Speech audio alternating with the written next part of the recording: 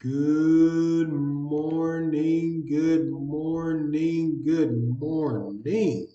The sun is shining, the birds are chirping, and you are breathing. Today is Monday, January 29th, 2024. I would like to welcome you all to This Is Just a Thought with Stephen Carnegie. Hope everyone's enjoying their Monday or will enjoy their Monday. Back to work we go, back to work we go. Beginning of the work week, hey, it's a blessing. It's a blessing. It could be a whole lot worse. Hey, like I always say, it is always better to be seen than viewed. And if you know, you know. If you don't, hope you don't have to find out the hard way. But hey, before I go any further, I would like you all to hit that like and subscribe button. If you're a first time listener or a returning listener and you haven't done so yet, hit that bell icon. That way you can get notified when I drop these podcasts. Keep you in the loop. All right, let's move along here, man. Hey, so yeah, like I said, hit that like and subscribe button. Hey, let me know. Get in the comment section. Let me know what you think. Whether yeah, nay. I'm not going to bite. I'm not going to argue or fuss. Everyone is entitled to their own opinion, and I think we are all adults. So I believe we can all carry on a nice, mature, calm adult conversation without anyone getting downright indignant. Just to. All right. Hey, today's word of the day, rubric, which means an established tradition, rule, custom, or category.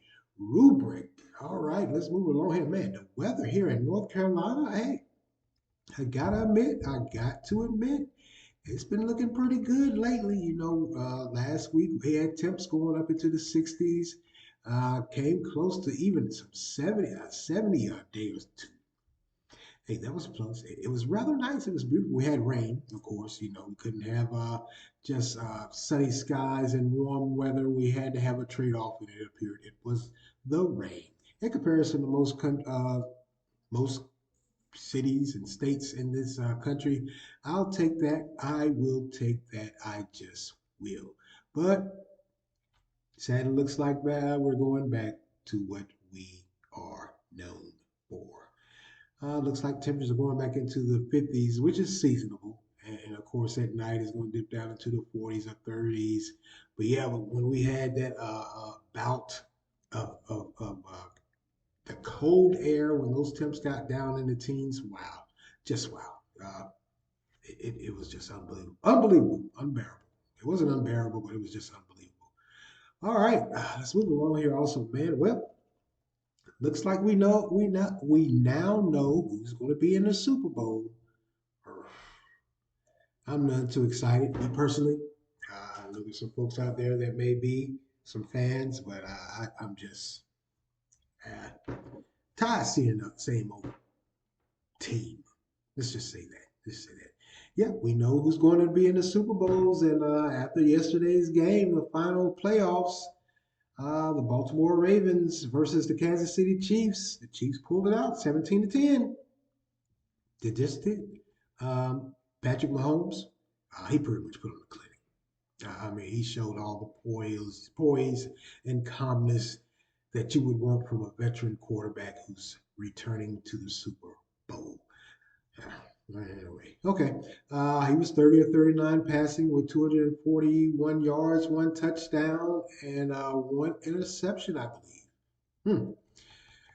Well, he had one touchdown. He didn't have any interceptions. But on the losing side, man, oh man, not again, Lamar Jackson. You just flopped. You just choked. You looked horrible yesterday. You were hesitant. You're known for you using your legs. You're moving around. You're popping out and running. Then you're gunning it. But it looks like you just did absolutely nothing yesterday. I wouldn't place a bet on you like you were a broken down horse. You look horrible. Now, he was, of course, like I said, he just choked it. Flop. Once again in the postseason, he let it. He just dropped it. He just did. He was 20 of 37 passing with 272 yards and one touchdown and one interception. interception. Mm, mm. His play wasn't that good, but the score was 17-10. So, in my humble opinion, there was two specific moments that the Ravens were on a roll and they were getting ready to make some move, but they shot themselves in the foot. They were like Barney Fife with that gun and that one bullet. They kept shooting themselves in the foot. They just did. It just did. The wide receivers, Flowers, he had one key penalty that would have sparked that comeback, I believe, wholeheartedly. He got a taunting penalty. Why are you taunting? Your team is down. You just made a big play to get your team back into position to score, and you're taunting the guy, and it showed because it's true. So they went back down the field again. Flowers again, trying to get in the end zone, dived, but three guys were on him. I don't know why he dived. I just don't. I just don't. So he came up short in the end zone, and after that, it was just a wrap, man. It just was. It just was. Oh, Lamar Jackson. You look like Dak Prescott. You did that infamous, and I do mean infamous, skid and a flop. You and Dak Prescott, you almost trained in the off season because you look just like him. You look horrible. That was a Dak Prescott moment. It just was. It just was. All right, moving along. The second game. Hey, that second game. What in the world was that? San Francisco 49ers versus the Detroit Lions. The Lions? The Lions? They were literally, figuratively, in every aspect of you playing professional sports, they controlled. And they didn't just control, they dominated. And when I say dominated, they dominated. You know, sadly, they came up short. 34-30 in the first half. When I tell you they controlled, they dominated, they controlled every aspect of that game. There was no, their running game. I, I, I know it sounds odd, but I'm not too sure how that running game, that running core of those running backs with Montgomery and Montgomery and I can't think of his name, Montgomery and Gibbs. I don't know how that's going to work. That perfect 1-2 punch, but sooner or later you got to give the lead the start to somebody. You can't keep switching them out every week. I don't know how this is going to work. I just don't. But yeah, that in the first half, Jared Goff, he was on hitting on all cylinders.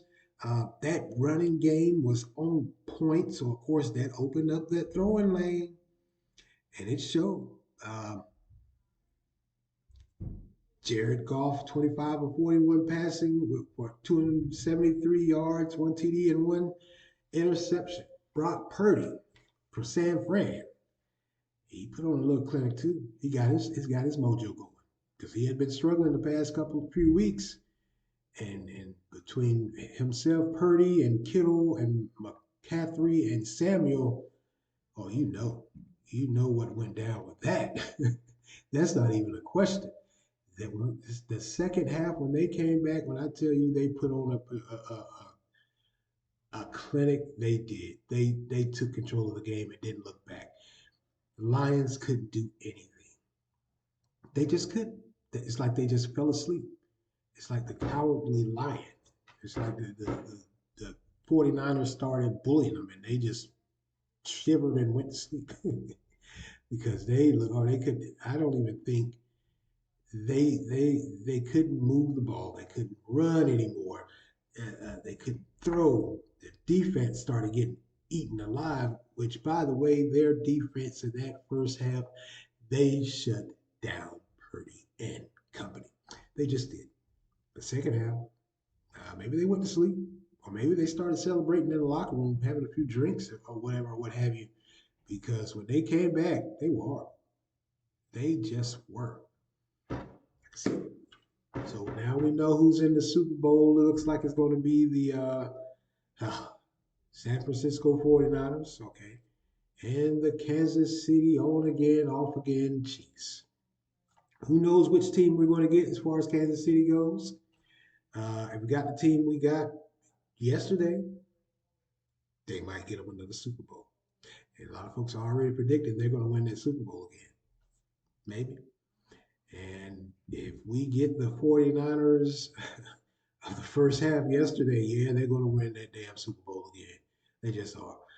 If you know, you know. If you saw it, you saw it. The 49ers look hard first half. Maybe they were nervous.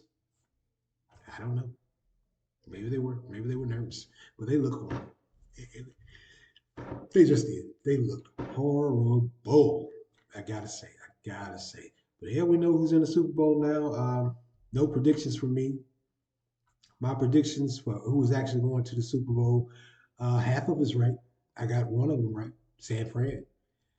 But Baltimore, the Ravens, that infamous choke by Lamar Jackson, that booted me out.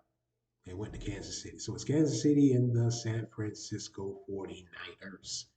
Oh, well, and I guess this is just, I don't, I don't want to do the little scripted conspiracy thing, but every year when I hear that argument, I'll say no. And then somewhere down the line, I'll see something. I'll be like, well, yeah, I can see why they say that's scripted. Both games yesterday. I'm sorry, both games. San Fran took over and took control of the Lions, and then you had Kansas City in defeating the Ravens. A lot of people have speculated and flat out said that he knew Kansas City was going. Patrick Mahomes is the new it. He's the next Tom Brady. But that ain't the kicker. They're saying that it was only fitting that the Chiefs were in there because of the relationship between Taylor Swift and Kelsey, the Chiefs wide receiver. I mean, tight end. Yeah, he's in a relationship with old Taylor Swift. She's at every game in the skybox. Ooh, cheering and rooting for a man. So that's why folks say, hey, it was bound to happen. You should have saw it coming. Stop being a Dingleberry fan and think this thing through. That increases revenue. It does. Hey, Taylor Swift is pretty damn hot. If she's going to be at, hey, every game, and she's going to be at the Super Bowl, man, I don't know, Usher. It might bump you out and put Taylor Swift up there. It could happen. It could happen. It just could. But yeah, we'll see what happens in this Super Bowl. I'm none too excited. I got to be honest with you, folks. Um, don't get me wrong. I like Kansas City. I think they're a good squad, but I'm just tired of seeing them at the big dance. I need to see somebody else. I was really hoping and praying for Baltimore, the Ravens, Lamar Jackson. But Lamar choked. That boy choked like he was choking on a chicken bone with gristle. He choked. He looked horrible. It kind of looked like he was hesitant to run. Um, Kind of reminiscent of Justin Fields. A lot of times you can see Justin Fields, he'll start, he get that look like, and that feeling like he's getting ready to run, and then he'll say, no, I'll stand here and throw the ball. I'm a pocket quarterback now. Neither one of you guys are pocket quarterbacks. Justin Fields ain't, and Lamar Jackson sure as hell ain't no pocket quarterback. So I don't know who got in his ear and why they would get in his ear. You dance with the one that brung you, and he balled there. Should have let him continue to play like he's been playing. But yeah, you could tell he would get ready to take off, and then he would be hesitant. And then when he get in stride, he would be hesitant again. Like, oh shoot, I'm running. I'm supposed to be in the pocket. If you don't like these guys' style of play, why draft them? Why recruit them? Why pay them all that money? And why just hang them out to dry? You say they're uncoachable. They're not uncoachable. You got to coach to their skill set, their talents. If you want yourself a pocket quarterback, you need to go find you one. What if the pocket quarterbacks don't have arms anymore? You got to get these scramblers that are running and gunning. It appears that way because it's like every year or every year and a half, like clockwork. You set your watch to it. Some team will go and recruit this quarterback fresh out of college that's a runner and a gunner, and he ain't no pocket quarterback. You get him in the NFL, and then you say, "Ah, he's uncoachable. He won't do what he's supposed to. We need him to be a pocket. You need him to be a pocket quarterback. You should have never recruited him." And if a pocket quarterback you had didn't have a, you were looking at or eyeballing, doesn't have an arm on him, on to the next one. There's always one somewhere. I just don't understand it. I just don't understand it. And maybe that's me. It probably is me. I don't too much understand football operation. I just don't. I just don't. I really don't. I really don't. All right, let's move along here. I have talked enough about that. Hey, last week, I haven't talked to you guys in a minute. Last week, we had the New Hampshire primary. The GOP New Hampshire primary took place last week, and not really a surprise. Oh, President Donald Trump was the clear victor with 54.3%, and Nikki Haley was second place with 43.2%, and with Ron DeSantis coming in third with a single digit. You know, he dropped out, ran out of funding. That's what I think. I think he ran out of funding. So he dropped out, and Nikki Haley vowed she was going to stay in. So she lost New Hampshire, and Trump, you know, hey, y'all know President Trump, he started in. She's not worthy. She's not tough enough. And it's showing because he said, hey, those Republican faithful or what they would call Donald Trump uh, hopefuls, they showed out. They showed up and showed out. And he got 54.3% of the vote, and Nikki Haley with 43.2, which is surprising. A lot of people are surprised at her numbers, her showing. Uh, they're saying she's gaining momentum also. She could be. You know, we all know the woes and troubles of President Trump. In fact, later last week, Friday to be specific, he had a court case. He had been disruptive. He had been disruptive in doing the whole process. Let's just be honest with each other, buttering under his breath, um, just sitting there with his arms folded. You know, hey, that's President Trump. So the trial had been going on for a few weeks, and last Friday was the final day of the trial. The defamation case of author E. Jean Carroll. The court ruled, and they said, "Hey, you are liable for the defamation of her character and her name. So much so you got to pay 83 million. You heard me? 83 million.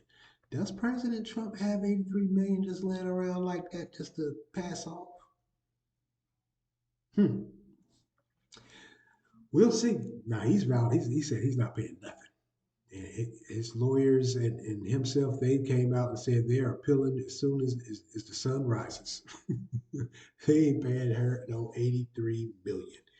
President Trump still remained defiant and stuck by his story. He said, "Hey, I don't know who that woman is. I've never seen her a day in my life." Despite there is a picture circulating around where he could be seen looking right at her. But he maintains he doesn't know who she is.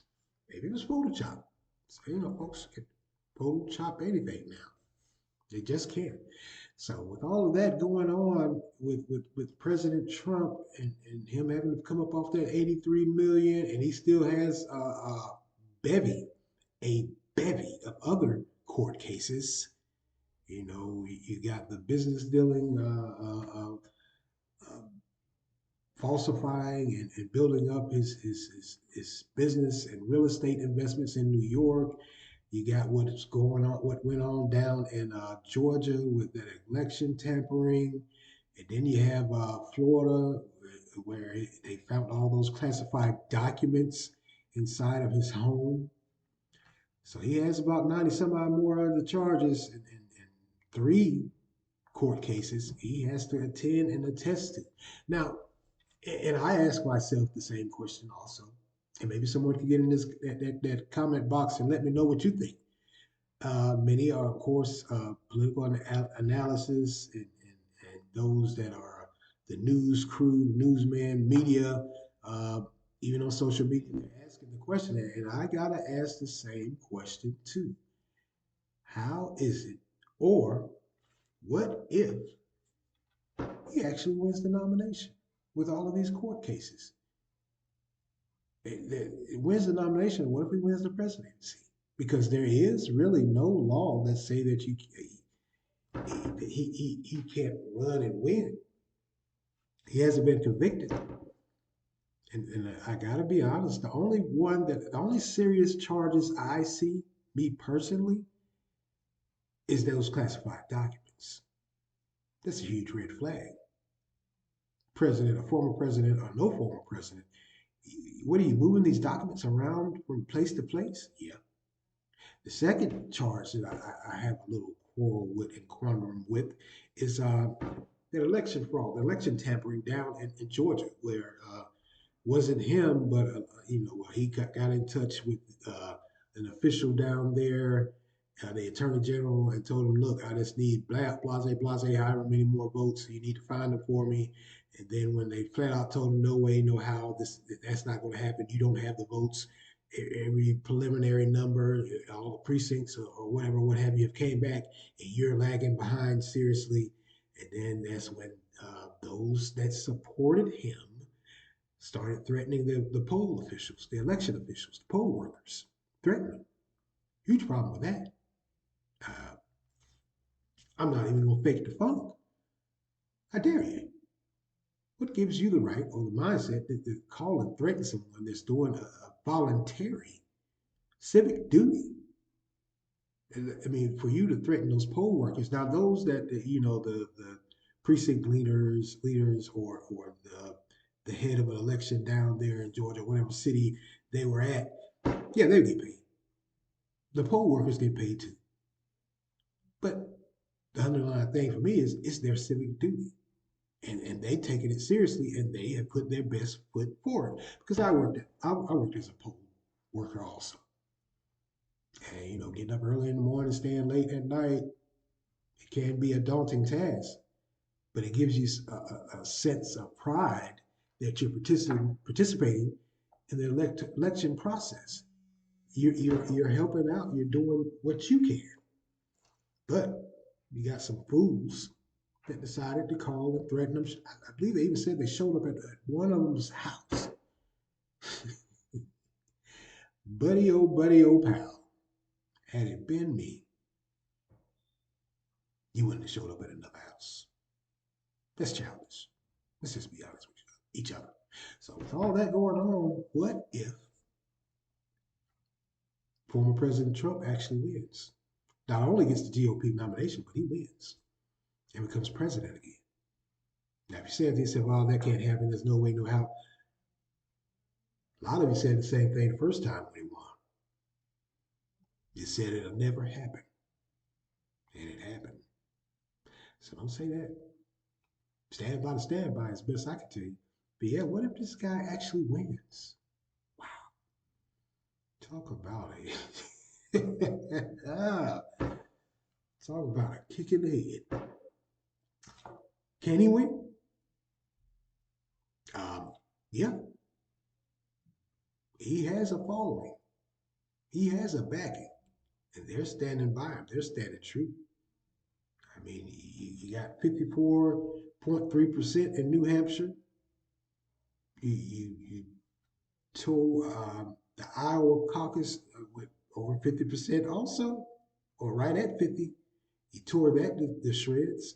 Next month, coming up, Nikki Haley's home state, she vowed, she said after uh, admitting and conceding to her defeat during the New Hampshire primary, she made it clear, hey, I'll be in South Carolina, my home state, and I'm going to win. Okay. Then I believe after South Carolina, I want to say it's Nevada. I think Nevada's next. After that, wow, I almost forgot. He has another fight in Colorado because he's been taken off the ballot. Man, he's staying in court more than he is on that camp. Well, he's balancing it pretty well. I gotta say, the campaign trail versus the court appearances. Hey, if he has to go to court, he goes to court. When he gets out, he gets right back on the campaign trail or his social media site. Hmm. So he's handling it pretty well. I gotta admit, but we'll see what happens with this because this is very interesting. This is getting very interesting. It's like I told you guys, this 2024 election cycle is going to be pretty interesting. Just is. All right, let's go get it. Now, I don't know, or I would think that most of you by now have heard of the unfortunate accident that happened this past weekend over in Jordan. That part of the Middle East, there's a military base there, Air Force and Army base, and three service members were killed, and countless others were injured during an unmanned drone attack that the U.S.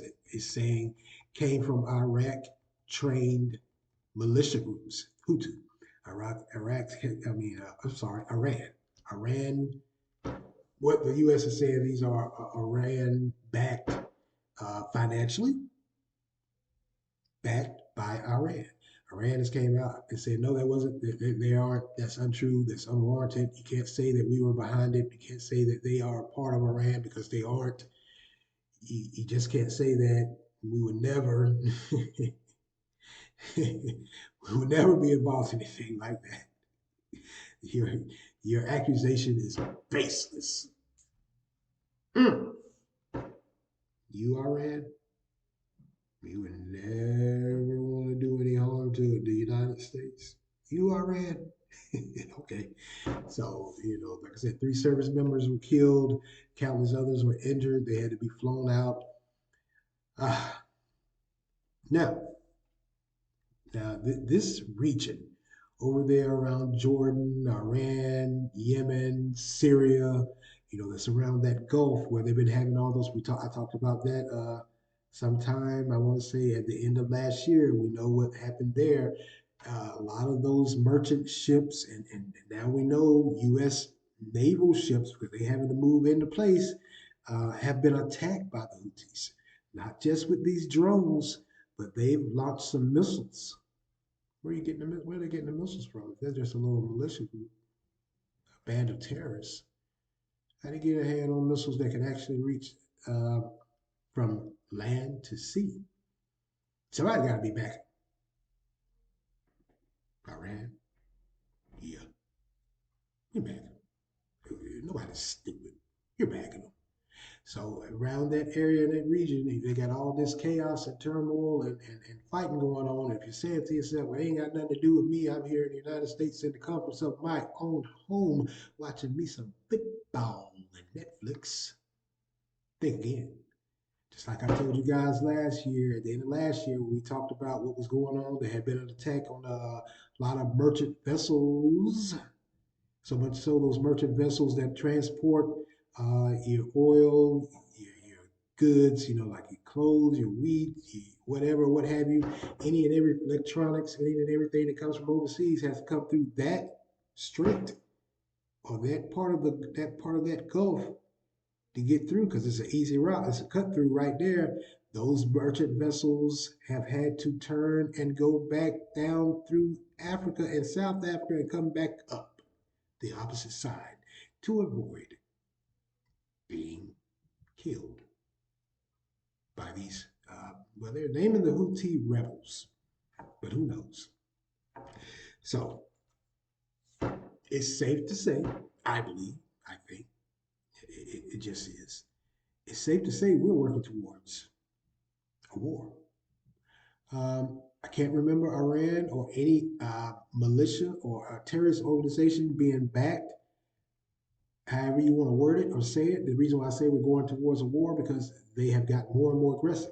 It used to be when they did stuff like this in that Gulf region or that strait, they wouldn't mess with the military. They wouldn't mess with the U.S. naval vessels. They would make any and every precautionary measure and step to avoid that. But now they're attacking the military vessels. They're attacking the military bases over there, and they're attacking continuously those merchant ships that is screwing up the flow of goods and services coming not just to the United States, but pretty much everywhere in the world. South America, North America, Europe, whatever, what have you. Now, this has called for many politicians to come out and say, President Biden, you need to act. You need to do something. This is not good. The longer you let this drag out, the more emboldened they are going to become. Yeah, like I said, they've gotten more aggressive. They like I said, they have always avoided the military vessels. They made sure they took every precautionary measure there was not to do that, not to rouse up the old United States.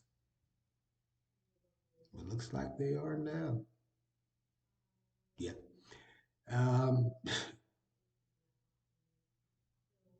are we headed to war? Yeah, I think we are. There's going to have to be a response. Now, President Biden has came out and said that in pretty much in due time, the U.S. is going to make a decision and respond. He didn't say retaliate. He said respond, and it's going to be a pretty much well calculated, thought out response, and nothing yet.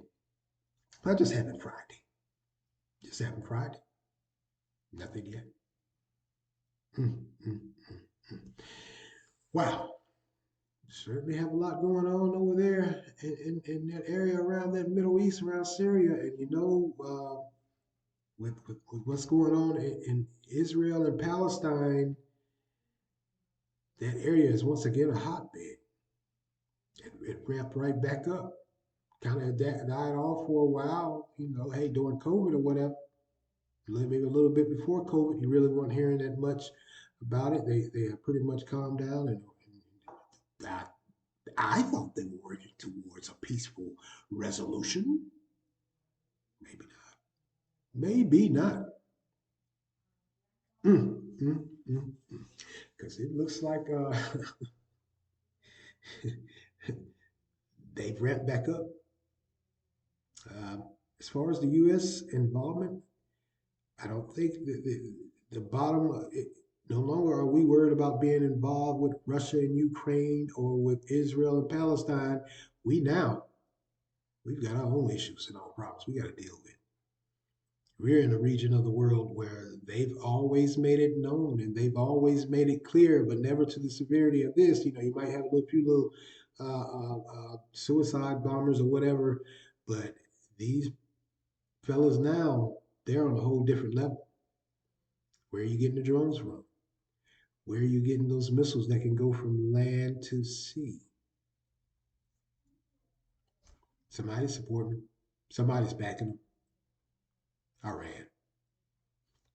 We know it. And we've known it for a while. It's Iran. So, certain powers that be, they're saying, hey, President Biden, you need to get on the stick. You need to do something. You need to send a clear message. I'm not a proponent of war, but you need to send a clear message. You need to do something. Hmm. We'll see what happens with this because, hey, 2024, you got the presidential election coming up, you got the possibility of war, and if I'm not mistaken, you got the possibility of war in three different locations. As far as the Middle East goes, you got Israel and Palestine. Now you got Iran down there around Syria and Jordan. And then you got Russia and Ukraine still duking it out up north in Russia. So you got an upcoming election and a possibility of three wars, three scrimmages or battles, three different locations. So whether it be President Joe Biden returning, or President Donald Trump coming back in, or President Nikki Haley, they got a job on their hands. Got a job.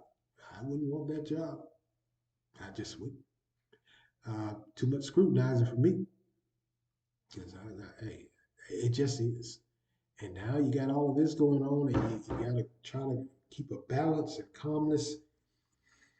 I don't know how much of this is going to work because I think we're going to have a conflict, a huge conflict around Jordan and Syria, that area down there. I really do. Because if these terrorist organizations, or however you word it, if they got that type of firepower and technology, they ain't the ones just walking around with suicide vests anymore. They just aren't. They just aren't. Well, I'm going to get out of here. I'm going to go and skedaddle. I want to thank you all for lending me your ears this morning. Continue to like, support, share, get in that comment section. Let me know what you think about what's going on in the Middle East on two fronts, Israel and Palestine. Then you got what's going on down there around Jordan and Syria with these Houthi rebels and the killing of the three service members and them tearing those merchant lanes of shipping all to pieces. Pretty soon, that's going to come back on the rest of the world because when these ships or merchant vessels decided, hey, there's no way we can go through this strait anymore. We're going to have to go around Africa and then drop down to South Africa and come back up. That's more money. That's more fuel. So the cost of services has to go up. What a way to start off 2024. Then you got what's going on with Russia and Ukraine. That's still going on. Okay. And you have President Trump that is ahead and leading the looks like the GOP nomination to maybe return to the presidency, return to the White House. But he has a bevy of court cases, not just court cases, charges, 90 some odd charges. All right. So, I mean, hey, let me know what you guys think. Is this a good thing? Or is the world and the U.S., are we in turmoil? Certainly is a totally different landscape if you look at it and think about it as far as the election goes. Just is. And hey, of course, we now know who's going to be representing in the Super Bowl. Ah, boy. All right. boy, boy. San Fran and the Chiefs. Okay, we'll see what happens with this. We will see what happens with this. But hey, as always, like I said, I want to thank you all for lending me your ears. Continue to like, support, share, offer feedback. Whether yeah or nay, I'm fine. I won't bite. I won't bite. I just won't. Might verbally bite a little bit, but it ain't gonna be that much. We can agree to disagree. Thank you all for listening to This Is Just a Thought with Stephen Carnegie. Amen.